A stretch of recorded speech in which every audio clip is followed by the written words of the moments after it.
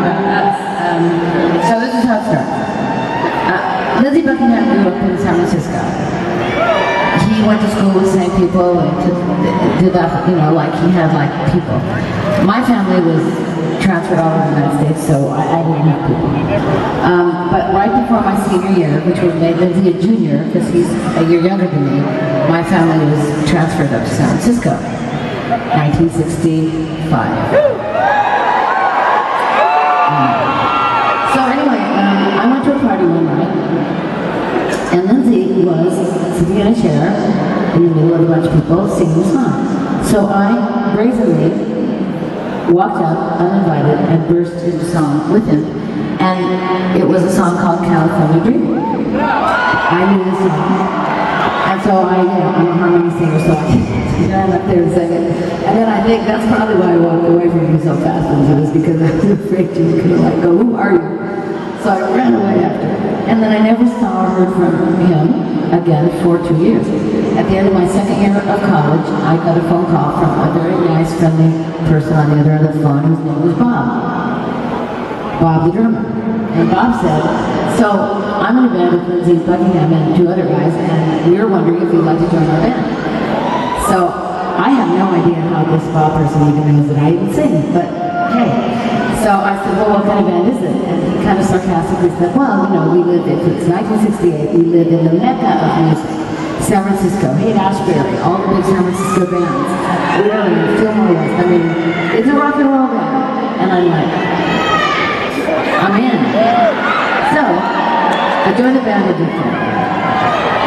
I find out a couple minutes later that Lindsay Buckingham lives right down the street from me. I obviously don't hike and I don't walk around very much, so I never knew. So I go to his house for practice 4 times a week, and we play 2 times a week. And this is like a lot, because I'm going to college. They are not going to college. They don't care about my college.